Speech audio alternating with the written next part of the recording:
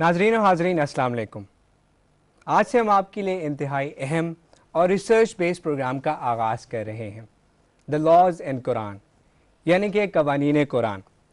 जैसा कि मौजू से वाज़ेह है कि यह प्रोग्राम न सिर्फ मुनफरिद है बल्कि हिदायत इंसानी के लिए एक सोर्स और आखिरत संवारने के साथ साथ दुनियावी ज़िंदगी को भी बेहतर बनाने का एक ज़रिया साबित होगा इंशाअल्लाह।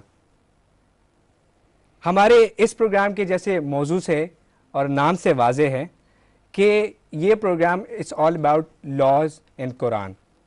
इस मौजू पर गुफ्तगू के लिए आज के हमारे मेहमान, बल्कि मैं ये कहूँगा कि आने वाले तमाम प्रोग्राम्स में हमारे एक्सपर्ट और मुकर्रर किसी तारुफ के मोहताज नहीं।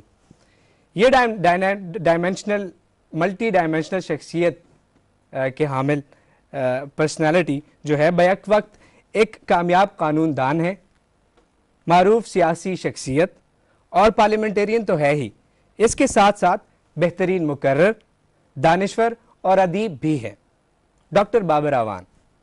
लेकिन इनकी शख्सियत का एक मुनफरिद पहलू ये भी है कि न सिर्फ इन्होंने कुरानिक लॉज में सऊदी अरेबिया से PhD की है, बल्कि इस मौजू पर इंतहाई पुरमग़ज़ और मुनफरिद तहकीक भी रखते हैं। अस्सलाम वालेकुम सर। जी अस्सलाम वालेकुम। कैसे हैं सर? अल्लाह का ठीक करम, ठाक। अल्लाह का करम। इससे पहले कि मैं डॉक्टर साहब से सवालात का आगाज़ करूँ, ख़वातीन और हज़रात, मैं इस प्रोग्राम के तमाम शुरका को खुशामदीद कहना चाहूँगा जो कि इस यूनिवर्सल यानी आफाकी पैगाम से मुस्तफ़ीद होने के लिए यहाँ पे आए हैं। तो welcome to the programme. Doctor साहब, एक कामयाब वकील और सियासी अपनी तमाम तर सियासी मसरूफियात के बावजूद एक इंतहाई सेंसिटिव और मुश्किल तरीन सब्जेक्ट का आपने इंतखाब किया है। आपने ख़ुद को कैसे तैयार किया और कैसे टाइम निकाला? बिस्मिल्लाहिर्रहमानिर्रहीम। मैं ये समझता हूँ कि जो हम बज़ाहिर बहुत मसरूफ़ नज़र आ रहे होते हैं, इतने मसरूफ़ होते नहीं हैं। टाइम मैनेजमेंट की बात है और कुछ चीज़ें जो है उनको प्रायोरिटी समझना चाहिए और उनको तरजीह देनी चाहिए। उनमें जो आपकी मजहबी और ज़ाती ज़िंदगी है, मैं समझता हूँ इसका कॉम्बिनेशन जो है वो आपको वक्त देता है और ये अल्लाह ताला की मेहरबानी थी और अरबी ज़ुबान के साथ जो मेरा इल्म भी और रग़बत थी, उसकी वजह से अल्लाह ने मेहरबानी की है। सर, लॉज एंड कुरान बहुत ज़्यादा तहकीक, मुताला और बारीक बीनी की ज़रूरत है, इस जैसे कि नाम से वाज़े है। क्या मकसद था और किस से रहनुमाई ली सर?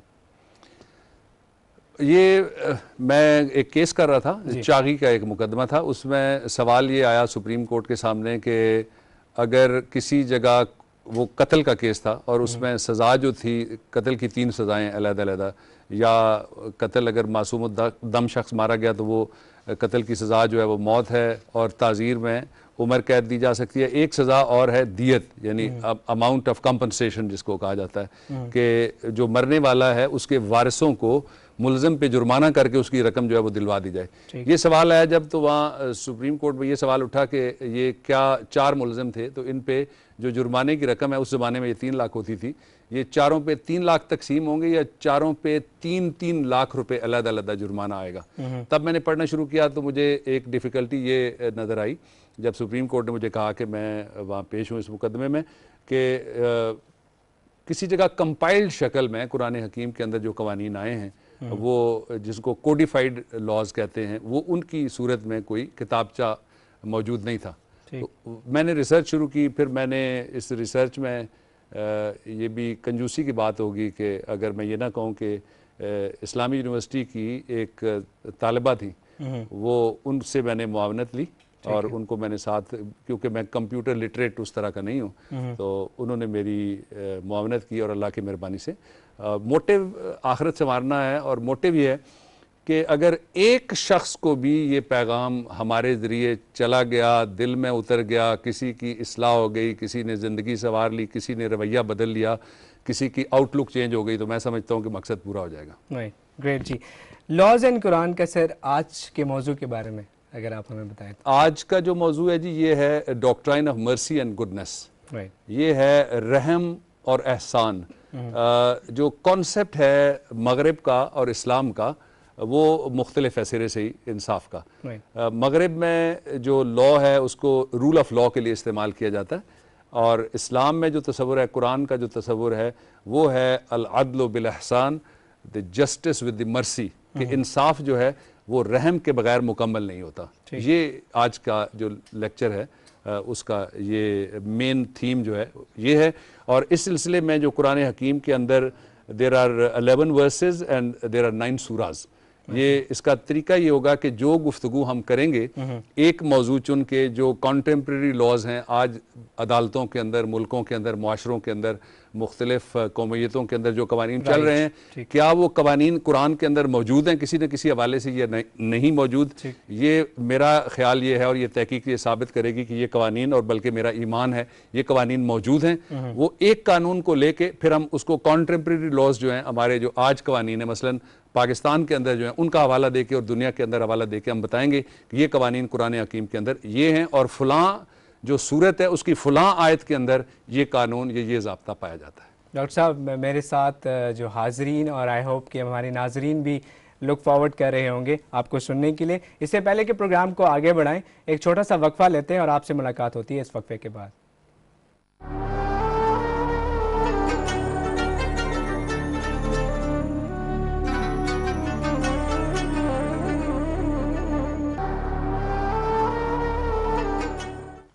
ویلکم بیک خواتین و حضرات. اور اب ہم ڈاکٹر صاحب کی باتوں سے آج کے ٹاپک کے حوالے سے مستفید ہوں گے. جی ڈاکٹر صاحب. بسم اللہ الرحمن الرحیم. آج کے موضوع کے حوالے سے میں ایک دو بنیادی چیزیں, اور یہ جو ہم آپ سے گفتگو کیا کریں گے اس کے حوالے سے ایک دو بنیادی چیزیں میں آپ کے یہاں جو بیٹھے ہوئے حضرات ہیں ان کے لیے بھی اور جو دیکھنے والے ان کے لیے بھی عرض کر دوں. پہلی بات یہ ہے کہ قرآن حکیم ایک ایسا گہرا سمندر ہے, علم کا ایسا خزانہ ہے کہ دنیا کے سارے علوم اس کے اندر موجود ہیں, اور جو بھی اس کو کسی ایک علم کے حوالے سے بھی ہاتھ لگائے اس کے لیے ایک عمر خضر درکار ہے کہ ساری بات جو ہے اس کو واضح کیا جا سکے یا سمجھا جا سکے.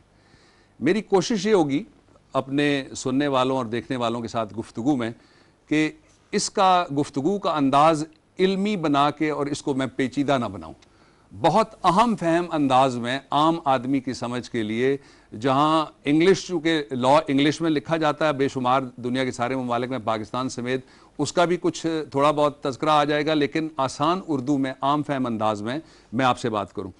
ایک دوسرا یہ ہے کہ میں یہ ضرور آپ سے چاہوں گا جو سننے والے اور دیکھنے والے ہیں کہ اس پروگرام میں اگر کوئی پیغام آپ تک پہنچے تو اس پیغام کے حوالے سے اپنی جو آپ کے تاثرات ہیں وہ اگر ہم تک پہنچیں گے تو ہم سمجھتے ہیں کہ ہمارا میسج بھی تھرو ہو جائے گا, اور ہم سمجھتے ہیں کہ ہماری رہنمائی ہو جائے گی کہ آنے والی گفتگوؤں میں, آنے والے موضوعات میں, آنے والے لیکچرز میں ہم آپ کی کیا سمجھنے کے لیے کیا خواہش ہے وہ ہم جان سکیں گے. آج کا جو موضوع ہے وہ ہے doctrine of mercy and goodness, کہ اسلام کے جو قوانین قرآن حکیم میں اللہ تعالیٰ کی طرف سے وضع کردہ دنیا میں انسانوں کے لیے اور عالم انسانیت کے لیے آئے ہیں, ان کے اندر رحم اور احسان یہ دو لیگل کانسیپٹس ہیں. ان لیگل کانسیپٹس کا کیا تصور ہے اور ان کا کیا امپلیکیشن ہے, ان کا استعمال کس طرح سے کیا جا سکتا ہے معاشرتی رویوں کے اندر, انسانی زندگی کے اندر, عدالتوں کے اندر, مملکت کے اندر, مملکت کے معاملات کے اندر, قوانین کے اندر, وکلا کے ذریعے, عدلیہ کے ذریعے اور عام آدمی کے ذریعے. یہاں ایک بنیادی بات میں نے ابھی یہاں جب مجھ سے یہ پوچھ رہے تھے ریسرچ کا مقصد, تو میں نے ایک بنیادی بات اشارتاً کہی تھی, میں پہلے اس کی طرف آپ کی توجہ چاہوں گا. اس وقت اگر آپ دنیا میں گھومیں تو آپ کو جتنے بھی انصاف کی دیویاں اور دیوتا ان کے مجسمے نظر آتے ہیں ان میں ایک چیز بڑی کانسپیکوس ہے اور ایک چیز بڑی واضح ہے, وہ یہ ہے کہ ان کی آنکھیں نہیں ہوتی. ان کے ہاتھ میں ترازو ہوگا, بیلنس ہوگا, ان کی آنکھیں نہیں ہیں. اس لیے کہ جہاں جہاں پہ اینگلو سیکسن لاز یا کامن لا پریکٹس ہوتا ہے, پاکستان میں بھی کامن لا پریکٹس ہوتا ہے, اور جہاں پہ برٹش امپائر کے دور کے انگلش لاز موجود ہیں, ان سارے کے سارے ممالک میں جو انصاف کا تصور ہے وہ یہ ہے کہ قانون کی عملداری, جس کو رول آف لا کہتے ہیں, کہ قانون کیسا بھی بن جائے وہ انسان کا دشمن قانون ہو,